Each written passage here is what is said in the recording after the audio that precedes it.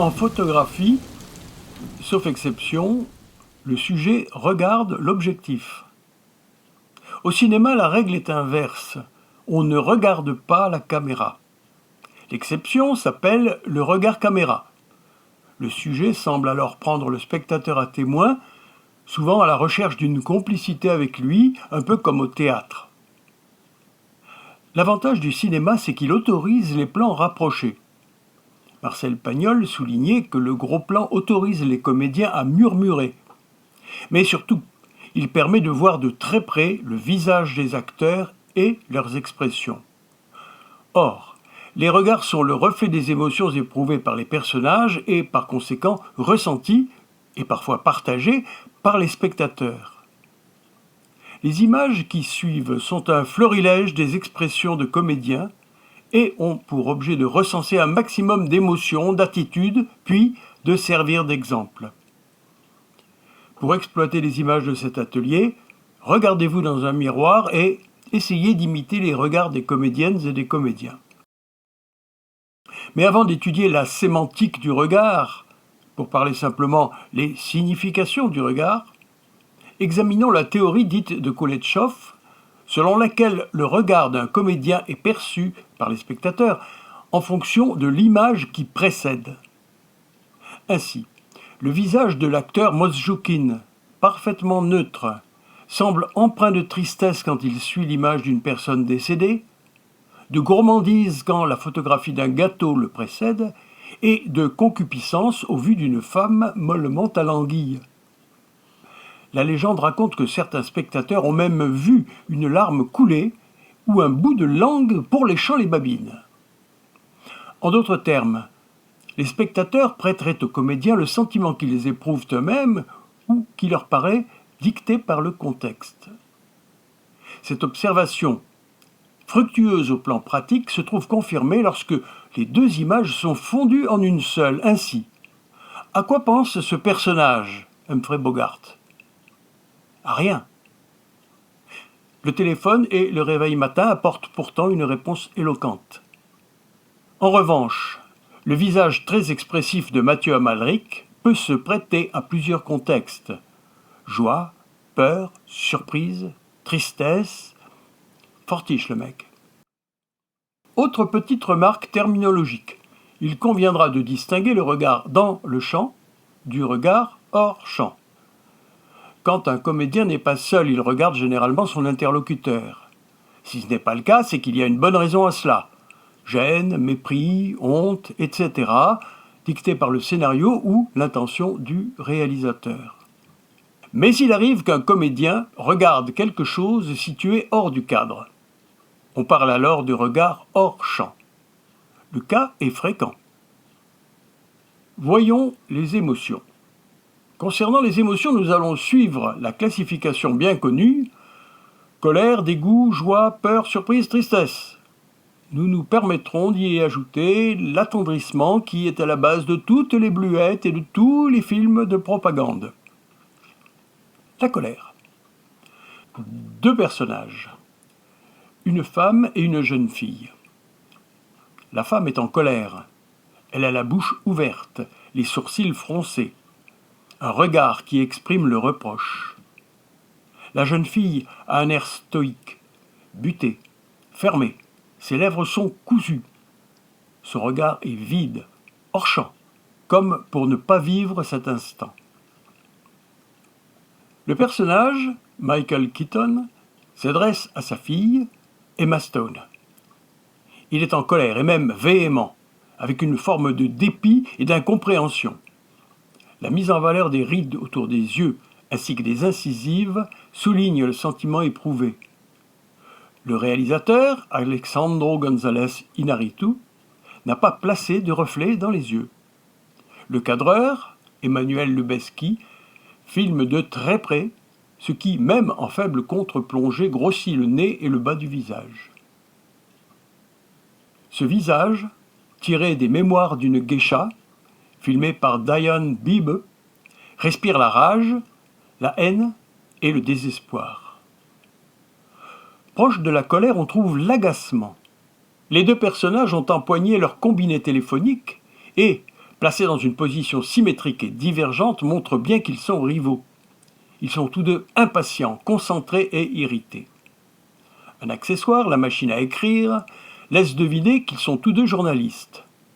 Elle, Rosalind Russell, habillée de sombre, la main gauche crispée sur son téléphone, fronce les sourcils, prend la position de quelqu'un qui veut convaincre.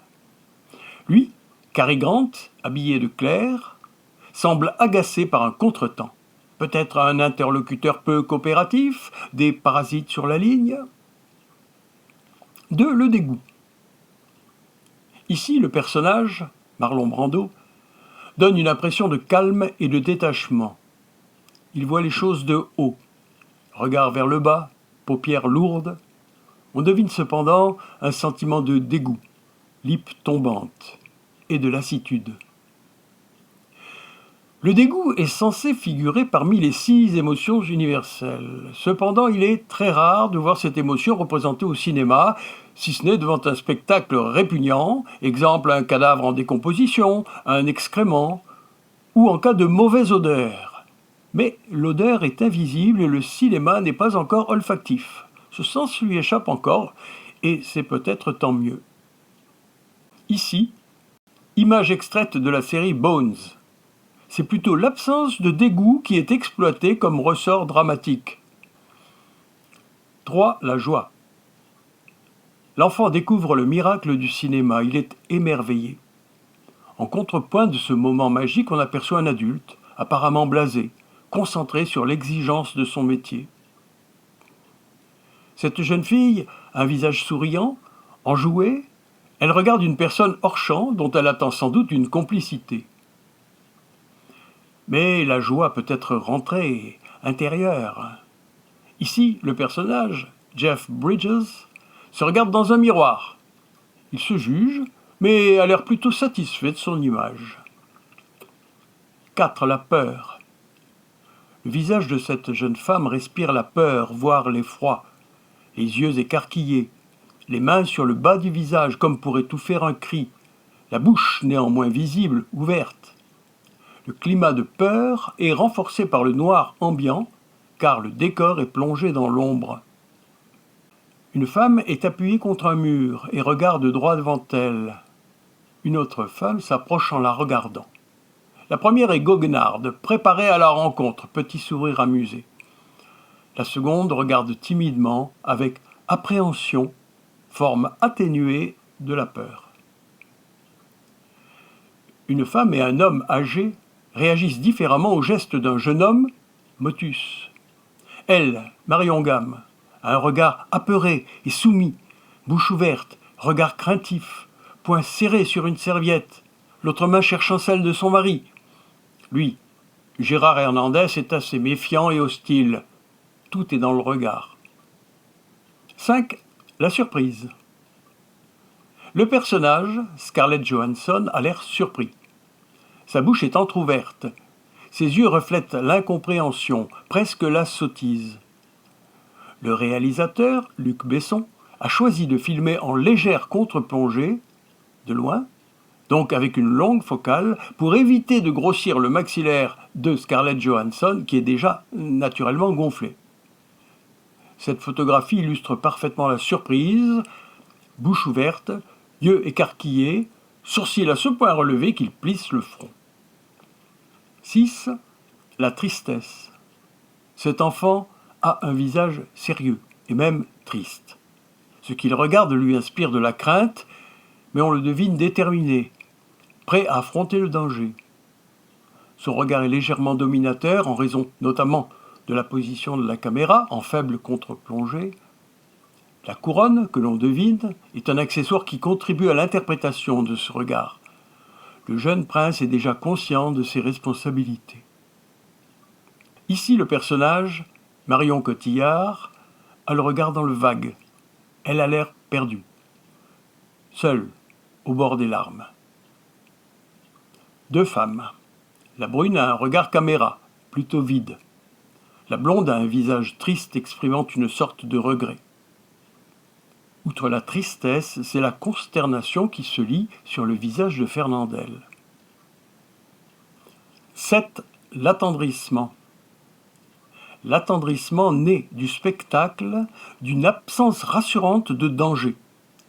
Celui-ci se présente sous la forme de l'innocence, de la faiblesse, de la fraternité, notamment la réconciliation, de la victoire, de l'amour et des bons sentiments. C'est le moment où toutes les défenses tombent parce qu'il n'y a plus lieu de se défendre, mais au contraire de protéger. Encore que, pour protéger utilement, il faille souvent se résoudre à défendre.